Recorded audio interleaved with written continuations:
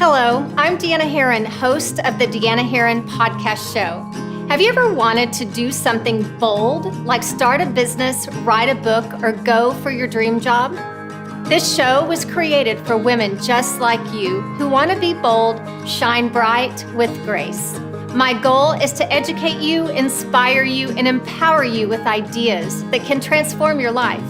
Be inspired by the Deanna Herron Podcast Show at deannaherron.net.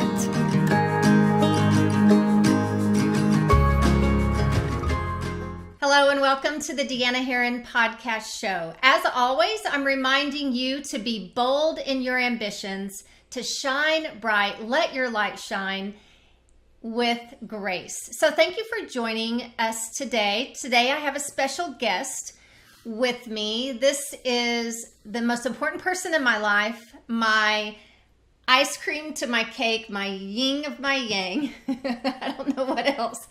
But he has been with me for 28 years. We've been married for 28 years. And he knew going in that he was going to have a firecracker on his hands. And he has stuck with me on this journey for 28 years.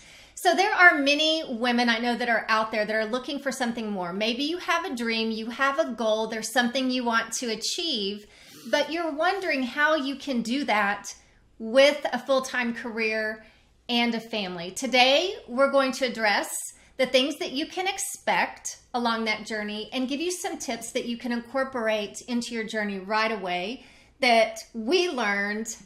Thankfully, we learned some things that we can pass on to you that will help you on your journey.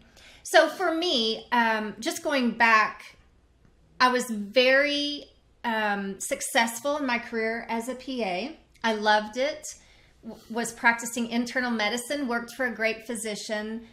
I had fulfilled what I set out to fulfill.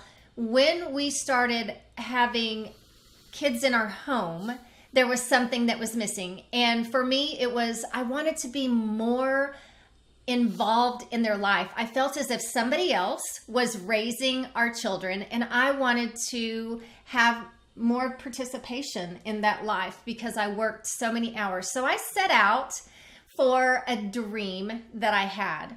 And we want to talk to you about what that looks like on your schedule, how you and your spouse can communicate through that process. But here's what I want you to know. If you are unhappy doing what you're doing right now, your current reality does not have to be your future reality. You have a choice to make your life the best life ever. So go for that dream. So we're going to dive right in and give you some tips. So a few tips on how to be both successful in a career and family time and go after that dream that's been on your heart.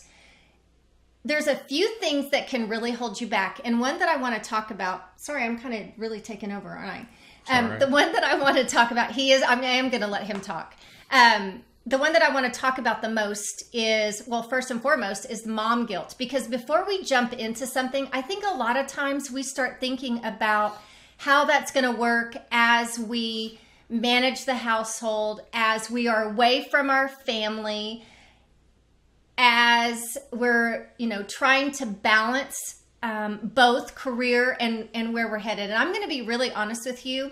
There is no balance, okay? It's just shuffling things that are in the priority for the time, okay? And it's allowing yourself a little bit of a break.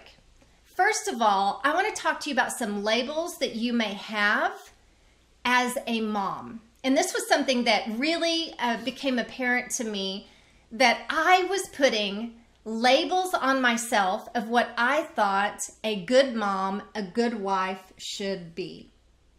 Would you agree with that? Mm-hmm. Definitely. And I wasn't living in my reality. So if you think about, when you think about being a good mom, what does that entail for you? So does it entail that you're at every activity? Does that mean you cook a home-cooked meal? You have all the clothes folded? You're at every event? You're at the PTA? You're the homeroom mom? What does that look like to you? And then you need to ask yourself, is that authentic to who I am? Because if it's not authentic to who you are, you need to set a different definition for yourself.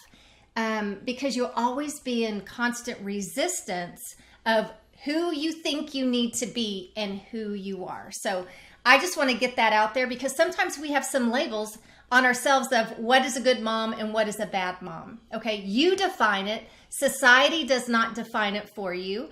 Your husband doesn't define it for you. Your kids don't define it. You define it, and you live that role. So mom guilt is huge. It's a true thing, because I've experienced it, because I'm very much a perfectionist. So I wanted everything to be perfect on this journey, and it just doesn't happen. So number 1 is mom guilt. Number 2 is when you're building your dream alongside your current career, just know that most people build their dream on a part-time basis while they're still working in their career. So give it consistent time every single day, and your dream will build. So you don't have to put in mega hours. It can definitely happen on a part-time basis. Now, if you can put in mega hours, do it. I didn't have that choice. Probably 10 to 15 hours in the beginning, but I did it consistently. And as my businesses started to grow, I was able to invest more as I was able to cut back on my career. It is okay to say no to things. You have to understand that right now you will give up some things temporarily so that you can go for that dream. Some of the things that I gave up, and I'm not saying that this is a good thing, but I didn't take really good care of myself. That was something that I let go. I let go of exercise. I let go of eating well and just ate on the run. I let go of TV. That was a good thing for me. And I just planned on being consistent in the time that I invested in my business. So that was the key to this. So you do have time.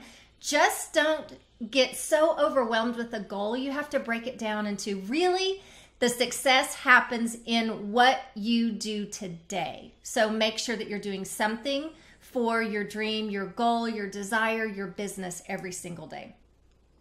Anything you want to add to the time aspect of it? Well, I think we believe that we can do all things, and what you said about saying no is critical. Most of us struggle with that, and especially when it's a great cause, when it has to do with your children or your family, it's just hard to back away from it. And even if it's a little thing, those little things start to build up, and pretty soon your day is booked tighter than it should. There are only so many hours. I thought you were going to say Dick's Hat Band. Well, there are only so many hours that you have to put into a day, and it doesn't take long to use all of those up. So, saying no is a critical thing. It's something I'm not very good at. I love to do volunteer work. I love to do civic work, and I was always the one that said yes. And like I said, pretty soon it adds up, and there's just no time left. And I think it's important to know that it's just no for now. It's not no forever. Yeah. So it's just trading out some things now so that you can have more time later. So that's a great point. So number 3, something for you to think about is the household responsibilities. And this, I'm going to tell you, this really was a point of contention for me because of my beliefs of what a great wife, a great mom should be. I still felt that I needed to have the load of the household responsibilities on myself. And you told me what? Relax a lot. But you told me it's okay not to have a perfect house. Yeah. It's okay not to have the laundry done. It's okay not to have a home cooked meal. They can have fast food every now and then, right? That was like a major, just stab in my heart. It is okay for now. So let go of the perfect house. I'm going to encourage you when you are going for your dream. I'm just going to encourage any woman actually, because we all need a house cleaner. Everyone needs a house cleaner. And here's how you can get a house cleaner. I want you to think about how much money you make per hour at your current job. Okay? Maybe it's $50 an hour. You guys, you doing your house, you're paying $50 an hour for you to do your own house. So hire somebody out that can clean your house where you can put your hours into your dream instead of into your home. So your dollar per hour is worth more than not hiring somebody to do your home. Well, Deanna's doing a good job of bringing out the negatives that, in her own life, and there weren't that many when it came to this. I grew up in a very traditional home, traditional roles. My mom cooked and cleaned and nurtured, and my dad didn't participate in that. And it wasn't because he didn't want to, that was just how it was. And so, I brought that set of skills into the relationship. And so, Deanna had this desire to do everything. And I had a desire to let her do everything. Again, that was how I was raised. So, I needed to wake up and see that she was burning the candle at both ends. And to be honest, for her, it is important that the house is picked up. It is important that, the refrigerator is stocked. That is something that is, I almost called a fundamental need for her. And I didn't back that up. And so, I think recognizing what is important and talking through that is critical, and then listening. And if you're not very good at it, you can get better. Mm-hmm. Yeah, that's with any relationship, right? But this is absolutely an area where you need to communicate with your spouse. So that's number 4 is spousal support. So, Mark, when we were dating, actually, you knew that I had this hair on fire entrepreneurial type spirit. And how were you able to deal with that? And I'm asking him this question, you guys, because he absolutely did amazing with it. How were you able to deal with? Well, I really don't think I knew that. I think you did a good job of keeping me in the dark. No, I'm just kidding. No, I knew how driven you were. And when she was in PA school, not only did she graduate with honors, but she had to graduate the first in the class.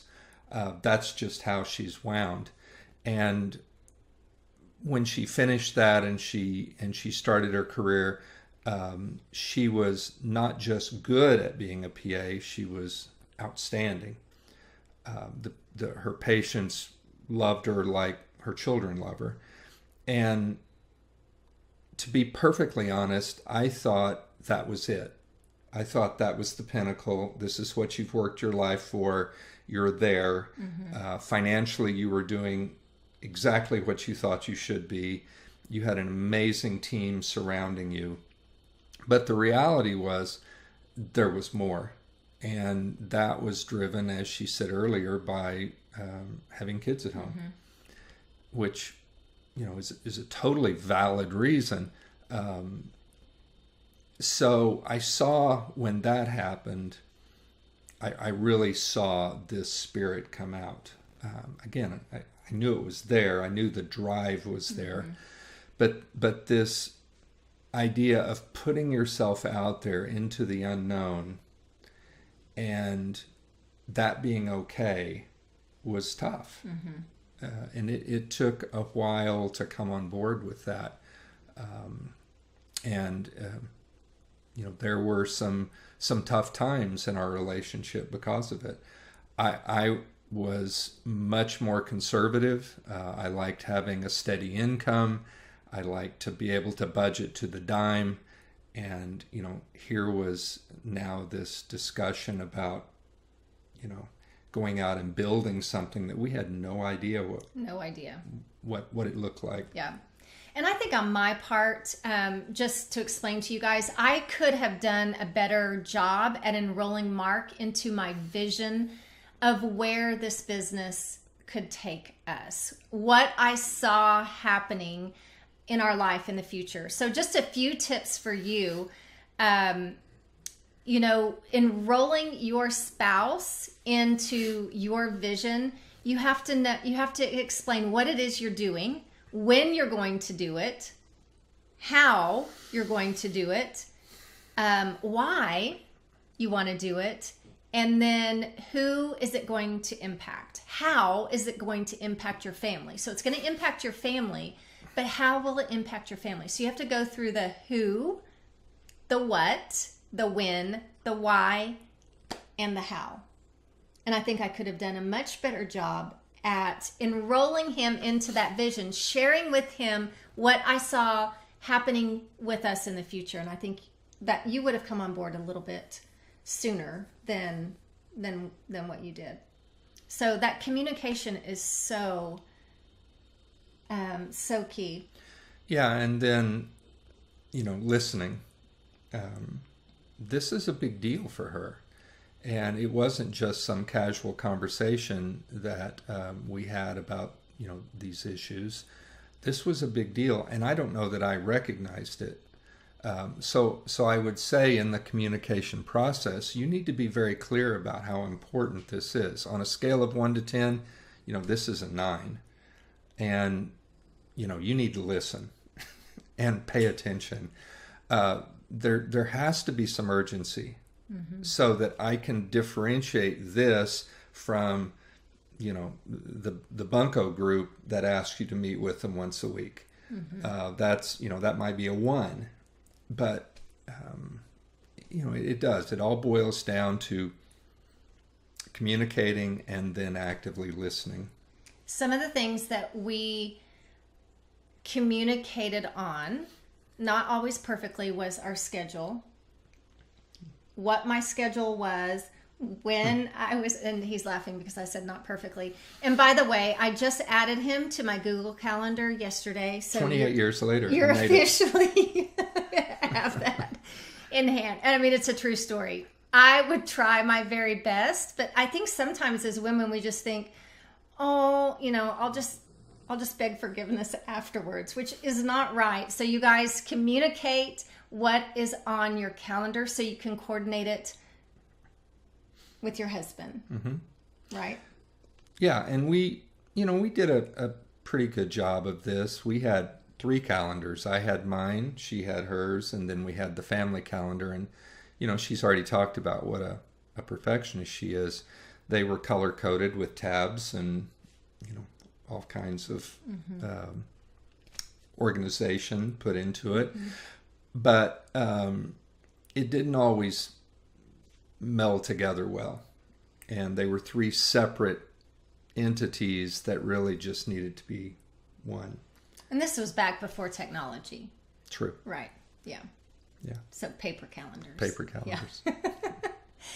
Another thing that's important to communicate, not just with your spouse, but if you have children and they're old enough to understand what's happening, enroll them into your vision as well. Explain to them why you are doing certain things. You'll be away more for the family, and what is it that's in it for them. So for our kids, I just remember explaining that when I was able to, earn a certain amount of money, I would get to stay at home with them more often. And so our oldest, he really held on to that vision. And he was 3 years old when I started on this journey, and he held on to that, like reminded me of that all the time, that I was going to be able to spend more time with him. And so something that I want to share with you guys that is super powerful, because a lot of times we think when we're going for our dreams, our goals, our desires, that our kids are, somehow they're going to be slighted. They're not going to have enough time with their parents, etc. They're going to be devoid of certain, sports events, or, they're just going to be lacking in having that nurturing mom around. And you guys, it isn't true. It isn't true. Because when you are with your kids, you need to be present. When you're with your spouse, you need to be present. When you're doing your business, you need to be present. And that was something that we had to communicate along the way of how to do that. And I'll let him take over that in just a second. But I want to share a story with you about our son. He was in, I believe it was in 3rd grade, and he had his open house for 3rd grade. That's something here where you're able to go in, and they work for a week or two on all of these incredible things that they're going to show their parents at an open house. So we go to the school and we look at all these things that they've created and built and their good grades, etc. And so he was so excited for us to go to this open house. Do you remember this? He was doing stuff in his room. We couldn't go in and see it. And so finally, the night of the open house came, and he walked us into that room, and he held my hand, and we were looking at all of the beautiful things that he had created. And one of them was on the far wall. He grabbed my hand and walked me over to the far wall. And on that wall, it said, "My hero." And it had a picture of a lady with yellow hair upside down in a tree with a cape on. And it was written, he wrote, "My hero is my mom. My mom worked really hard to be at home with my sisters and me. When I grow up, I want to be like my mom." Enrolling your kids, letting them be a part of that journey. It shows them hard work. It shows them that it's not just about you being away. It's about them having something in return. And you guys, that, I have that framed. That is so important to me that he was able to see that. So I do want you to talk a little bit about how we were able to communicate. Not the schedule, but something I was talking about before, Brett. Well, one of the things Deanna talked about was being present. And yeah, that was it. Distraction. I think that we misinterpret what that means. You can be present physically and be in the bleachers watching a game, and you're on your phone, checking social media, and you have no idea what's going on in the event that they're participating in. And even though you're in a seat, you might as well be 100 miles away. That's not being present.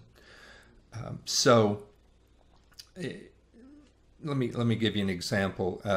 This weekend, I'm going to go and help our oldest daughter with a birthday party for her oldest son, our number one grandchild. And they live 8 hours away from here. This is not a weekend that Deanna can attend this. She has another commitment. And we were just there a couple of weeks ago. So what we've done is we've come up with a plan where I'm going. And we've done that over the years, time and time and time again, when we're pulled. It may be that we've got different kids in different activities on the same night, and we had to tag team that, that schedule. Both our daughter and our grandson know that Deanna will be present there, even though physically she won't be. I'll promise you she'll, FaceTime and send text messages and do all of the things that she can from a distance. And you know what? That's okay. Mm-hmm. That's absolutely okay. I think too much guilt is built around the physical presence. Now, is it important? Absolutely. And really, it's just as important for me to be there. I enjoy that. Mm-hmm. And whether that's our kids or with an activity that she has, I try to treat that the same. I want to be physically present. There are times where it just doesn't work. And so I just wanted to build on that a little bit more. That presence is important. It's critical. And if you do a really good job with your kids of getting buy-in from them into your life, mm-hmm. they'll understand when you're not there. Yeah. And what you have to teach your kids is to, back to that kind of scale, you don't have to ask them for a number, but you need to feel it out and see how important it is. I mean, if this is something that is a heart issue for them, then you need to do everything that you can to be there. But there are just going to be times in the busyness of our lives where we're not going to be able to have a seat in the bleachers. And I love that you mentioned that too, because that is something that I would ask the kids on a scale of 1 to 5, 5 being really important. Mm-hmm.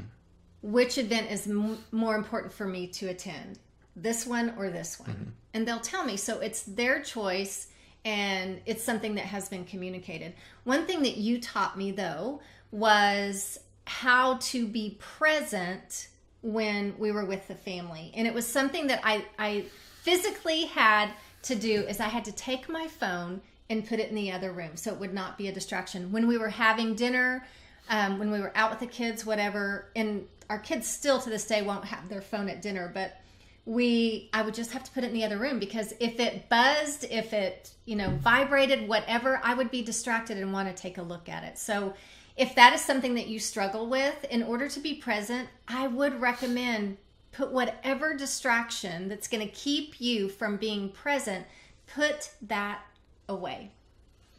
So, thank you. That's awesome. I'm going to show my age here a little bit, but I think that phones and social media are probably the greatest hindrance to building relationships within a family that there is. I would have said 20 years ago it was television, mm-hmm. but the entire world is at your fingertips, and if you're somebody like Deanna who has thousands of contacts and followers, her phone is in use nonstop. And being able to set that aside and say, okay, that isn't my priority right now. My family is. And get it away where there's no way that you can reach over and grab it and let that mm-hmm. Let that thing control that time. I think it's critical. Yeah, and people really do appreciate it, because I was with a friend a couple of days ago, and she said, you have not been on your phone at all since we've mm-hmm. been on this adventure. And I said, I just try and turn it off so that I can be present in the moment. And people do know that, and they appreciate it. So, that's a little tool that you can put in your toolbox for sure. Just by the way, if you're not married, let me just share with you a couple of ideas that can help you, because when I was building my businesses, Mark was coaching collegiate volleyball, so a lot of times he wasn't at home. And so trying to find a sitter for the kids sometimes was difficult. So one of the things that I incorporated was some of our friends would watch our kids whenever I needed to do something for my business or be away, and when Mark couldn't take up that responsibility, and then we would switch places. So when they needed to do something, I would watch their kids. So there are ways that you can make it work as a single mom, for sure. Definitely get that house cleaner. I would definitely recommend that. So one of the things that we talked about is total marriage. What is a total marriage? And I'm just going to let you take over, because it was so beautiful the way that you talked about this. Well, Deanna mentioned I was a collegiate volleyball coach, and I also taught at the university for 13 years. And one of the classes that I had each semester was basically a health class. We called it Wellness and Positive Lifestyles, and there was a chapter in there on relationships. And we talked about different types of marriages. And, there's the marriage of, we called it the yuppie marriage, where two professionals came together so they would have two incomes. Low levels of commitment, no children, and it was really just a financial contract. There was the marriage of a dominant and a submissive person that sort of complemented each other. That's my mom and dad. My dad handled all the business. He was the one that was out front. My mom was the quiet one behind the scenes that kept the house. And it was definitely, I think, more common in that generation than it is in ours, or certainly in the younger ones today. But the one that we talked about the most was the total marriage, the one that we all strive for, the ideal one. And the definition of that is growth of the individual and growth of the pair. And that sounds easy, but it's extremely difficult, especially if you have two careers involved.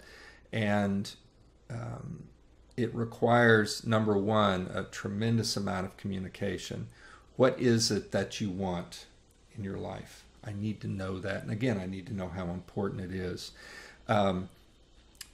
It requires a tremendous amount of compromise. And I may have to put what I want on hold in order for her to spend more time doing what she needs to do at that moment in our lives. And that did happen several times. The biggest one for me, when Deanna started to really see her entrepreneurial endeavors take off, and she was still practicing medicine, I had the opportunity to get out of coaching and go into administration at the university, and we talked through this, and what it meant was I could be more present while she was building, and we made the decision to do it.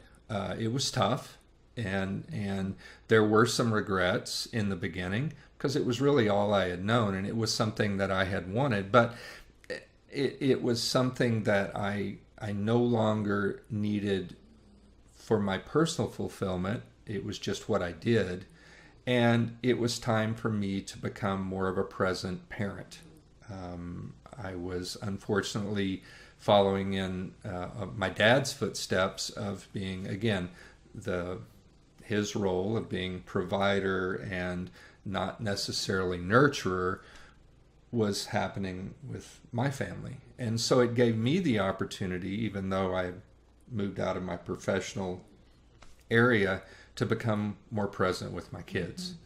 So that was an example, and there are lots of them that Deanna has done as well for me. And what's happened then is we've been able to grow professionally.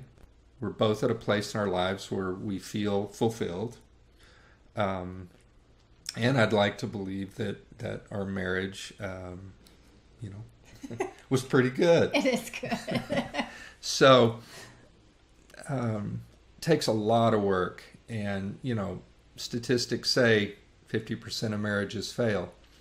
Well, I don't know what percentage can get to, to this category. I don't know, maybe 10%. But I think it is something you should strive for. And again, I think the two key ingredients of that are communication and compromise. Communication, compromise. I think one of the things that's important with that as well is we were always the number one relationship in the family. So our relationship was the most important piece, more than our relationship with our kids. They weren't number one. Other outside sources, they weren't number one. Our job, our career was not number one. It was right here. Did that get out of balance? It did. Many times it did. But we put some safeguards into place that helped us keep that number one. And what was that? Do you remember? The safeguards? Well, give me a hint. No, we did a good job early on of making sure that when we were together, that one of us wasn't, again, on the phone or in our mind drifting off. Another thing that we did, we established a date night. And gosh, for years and years and years, it was Tuesday nights. This was a tip that we got from I don't know, a marriage seminar. I don't think so. I'd like to say we owned that, but we heard it from somebody else. And what they said was really don't figure in cost. Don't figure in that it has to have super entertainment value every week. Just time together, and we alternated every week. This was my week. I had to plan it. Next week, she got to plan it. And with few exceptions, we honored that Tuesday night until we got rid of the kids. And then it was date night every night. Date night. Yeah, so date night was our safeguard, was to really continue building and growing that number one relationship. And I think in some of the trainings that we had, because I was clueless on how to grow a family, and we wanted to do the best job that we could. But what we learned is a house is not child-centered. It shouldn't be centered on the children, their activities. It should be centered on, they should know that the number one relationship in the house is husband-wife. And that teaches them to have a great relationship in the future. So we're setting that example for our kids. So thank you for being so awesome at doing that, incorporating that. So as always, you guys, I want to add so much value to you and give you some tips that can just really help you become the best version of you, no matter what it is, your goal, your dream, your desire, your future. So just in review, number one, get rid of mom guilt and redefine your goal. Redefine your role of who you are as a mom, and make sure that it's authentically you, and that role is not defined by somebody else. Okay, number two, time. You have to give up some time now in order to go to where you want to go. Okay, it's temporary, but you have to be able to give it up. Number three, let go of the perfect house. It's not going to be perfect. Kids aren't always going to have healthy food. You just have to let go of that temporarily. Number four, communicate with your spouse. It's the most important relationship in your life. So thank you for joining us. I would love for you to go to deannaherron.net. You can view this podcast, share this podcast. I have some ebooks that you can download and share with others. That would mean the world to me if you would visit the website. Also, follow me on Instagram and Facebook. I would love to hear from you. I would love to hear what you want to hear on this podcast. This podcast is about adding value to you. And so it really means the world to me when I hear from you and what you would like to hear, if I can help you in that area. So again, thanks for joining us. Babe, awesome job. Thank you for letting me be a part. 28 more years. So girls, do not be thinking anything. He's a terrific man. I got lucky. And he's a keeper. So thank you for, I always kind of, get him in on some stuff, but he's amazing. So thank you. You're welcome. God bless you guys. Be inspired by the Deanna Herron podcast show at deannaherron.net.